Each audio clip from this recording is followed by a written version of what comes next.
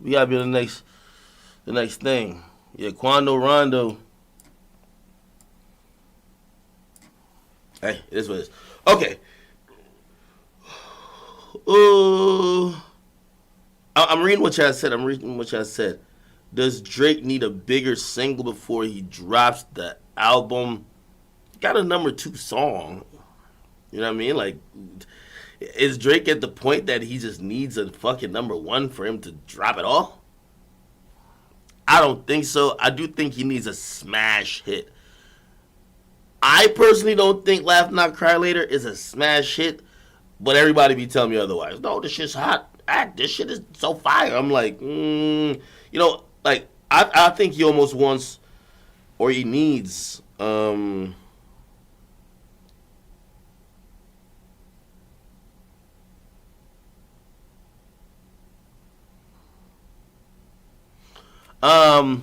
yeah. I I think he needs just a flat out smash. But shit, this might be able to work. Let me see what else I talk about. Talk about how much Jack Boy sell. People are saying September 18th for Drake. Yeah, I said if he didn't drop at August, the last week of August, I think it was the 28th, he's most likely going to be dropping towards the end of September. How that Travis Scott burger tastes when you know you already ate it. You know I don't eat McDonald's like that, bro? Like, if out of the basic fast food place, I probably eat Wendy's and definitely Burger King win with the McDonald's. I don't know. McDonald's be feeling like they boil their burgers, bro. Like, nah, bro, you gotta grill your shit. um, is 6ix9ine numbers gonna be more? I'm gonna be honest, bro. Like, and yo, remember when 6ix9ine went to LA? I told him, bro, like, bro, I was seeing this happen, and I kept telling him, I said, dog, you are doing everything you could do to, 50 is get rich or die trying, right? 6ix9ine is get clout or die trying. I still think 6ix9ine is like the most clouted rapper. I'm not even gonna lie to you, like young rapper. But here's the thing: he's ever since he got out of jail, since he can't talk the gangster shit, he's been bragging with numbers. And when he's been bragging with numbers, the numbers is controlled by the same people that don't like you. So you finesse the number one. But nigga, everybody like when you came out with Gooba, they were like, "Oh, you thought you was gonna get a number one? You ain't getting no number one." Then he linked with Nicki, and the Barbs and his fan base finessed the number one for a week. Then after that, he dropped Yaya, his Spanish song, and it debuted 99, but niggas like, it's a Spanish song. Cool. But what I'm trying to say is that, like, you could have saw this coming. Punani didn't chart. He dropped that when he got off house arrest. Again, it was a bad move to base a lot of things on numbers, knowing who control the numbers. We're not control numbers, but like knowing that if you're blackballed from the industry, it's 20 times as hard. And by the way, the thing is, which, I think, it's going to be tough for him. How the fuck do you explain it? Niggas don't care that you're blackballed. Like, the mere fact that he got a number one while having no radio, you can't name a single number one in the history of music to ever have done that. Honestly, one of them little Asian niggas who like somehow feel it. Sometimes you just hear random Asian niggas pop up on the chart, like, how the fuck this nigga, right? So, everything he's been doing is like really spectacular, but in reality, this was gonna happen at some point. I told him that too, and he was like, yo, well, I got my number one already. Well, in reality, your album counts more than just that one song. Like, niggas care about that number one album more than the number one song. If you had asked me, he should have dropped his album when he just came out. Bang. Catch the whole thing, you fuck niggas. He did not. He did not. And that was up to his choice. I think that's where me and him disagreed. He felt the interest in him would have went up since he got out. I told him, I said, nigga, you just peaked with 2 million people watching you on live for the first time. You should have dropped everything you need them to hear that time. The first day he talks, you should be like, documentary drops tomorrow. The movie's dropping next week. Nigga, you gotta roll it out right then. That's when everybody cared. You know what I mean? Again, people, they tuned in a couple times and they're like, okay, so what is this nigga talking about now? And then they start kind of losing off of it.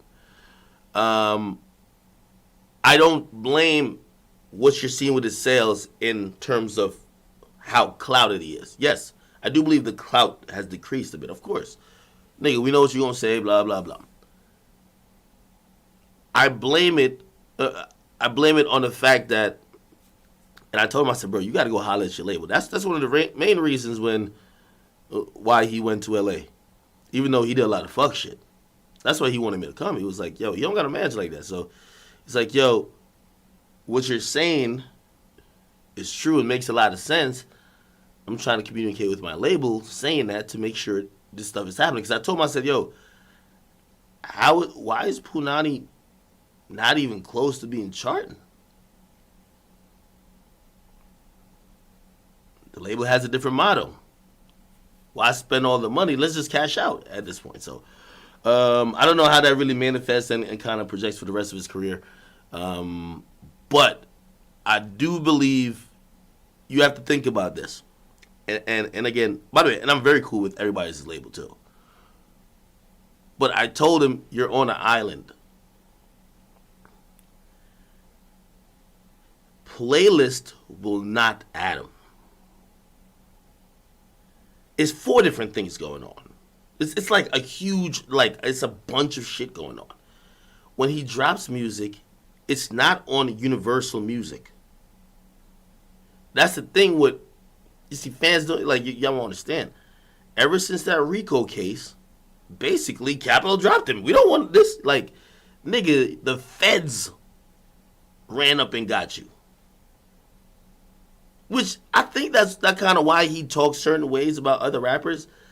If Meek Mill gets a federal RICO charge, Atlantic don't want nothing to do with it. And it's not Atlantic at that point. It's like when Sony, the niggas at Sony kind of wanted to hold down Bobby Shmurda. But you know what their parent labels are? Are you fucking dumb? If we support them, the feds is going to subpoena us. You got to realize there's so much drug money running through rap. Shit, even me and him were talking about it. The music industry is a place to launder a lot of street money and drug money. It gets mixed in there, gets cleaned up, blah, blah, comes through billboards and promotion. It's a lot of shit. I only say that because if you got a lot of shit going on, and I'm not saying the industry is just an illegal place.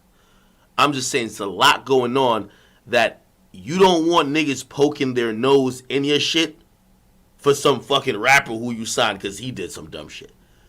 So usually when feds come down on anything that's organization wide, or they're looking at whoever. First of all, even with 6ix9ine, he was on the phone talking about put whatever money on people's heads. But even if 6ix9ine was just, the main fact of that, or the main point of that, is the money. They could arrest you on a RICO charge because you're funding some crime. You get me? So what is a label these days more than a bank? Whether they're complicit or they don't know that they're giving you money that's funding some crime, if those type of charges come down, yo, get this nigga away from us. We ain't with him. So ever since 6ix9ine got locked up, Dummy Boy, that wasn't dropped on Universal. They say they weren't gonna drop the album. After his lawyer cleared it from jail, they weren't gonna drop the album. So they dropped it on a third party. It's an independent label. It's basically like TuneCore. Create. I love Create. So that happens then. Even when he's coming out of jail now, Universal's still not trying to drop nothing like from him. That's where I think the problem is for him. You're blackballed because yes, a lot of people don't like you and you burn a lot of bridge, but your label can't fight for you. What do I mean? 2-3 years ago, when streaming services felt like they, or at least Spotify, thought they were gonna be the judge, jury, and executioner, saying, "Hey, we're not gonna like yo if," and it was really targeted toward these young rappers because some of these guys who run these streaming services like or have in big positions there, like they're a little bit older, so they always look at the new guys and be like, "Yo, look at this rainbow headed kid, like yo, look at this like little pump, like you know what I mean, or look at this X guy, right?" So of course, when people just started to demonize the younger rappers at that point, be like, "Yo, damn, how are y'all? How are y'all as an industry?" That's what remember they used to come at me and be like, "Yo, how are you giving X a platform?" And I used to tell them, "Shut the fuck up! You can't tell me how to do my shit." But that pressure was going around to everybody. Journalists used to press me, "Why are you interviewing a 6ix9ine? Yo, why the fuck are you like interviewing X? Like, why are you talking to X? Period. These guys are problematic, blah, blah." Spotify said, "You know what? We're going to do this thing. If you have been convicted of some shit, we're not going to give you no support editorially." Now, bro, this matters almost way more than radio. If these niggas don't get playlists, bro, they're not going to stream. That's half of their streams each week, more than half. So this editorial shit, like, bro, let me pull up Spotify real quick.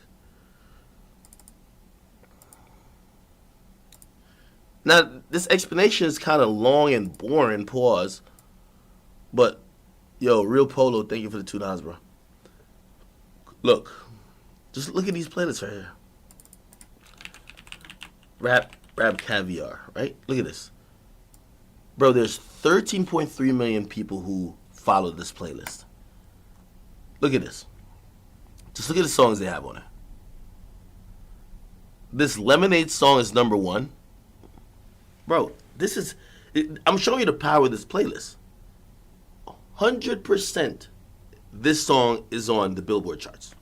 100%. Nigga, this is like being number 1 at radio right here. This is like being number 1 at radio. This is how powerful this shit is. You get me? Bro, being number 1 on this playlist, this Lemonade song by Internet Money, bro, that's guaranteeing that song probably 6 to 8 million streams first week. Let's put that in perspective. Let's put that in perspective. Without niggas even knowing who Internet Money is, caring about Lemonade or caring about the features on the song, 6 to 8 million streams. Well, I guess I gotta use 6ix9ine because he's the only one who doesn't get this. He doesn't get any placements on any big Spotify playlist or Apple Music playlist. The song Tutu that 6ix9ine just dropped, he probably not gonna get more than 4 million streams for the week by himself. You feel me? I'm just trying to show you how big these playlists are. So if this playlist says I'm not putting a nigga's music on there, and this is one playlist, Spotify got a ton of these. Like, look, I could you go to browse. When you go to browse, you go to discover new releases. How do I find the playlist?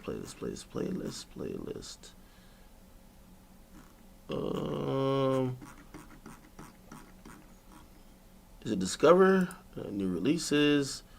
Oh, even like a New Music Friday, right? This is why I think he put that last video up, bro.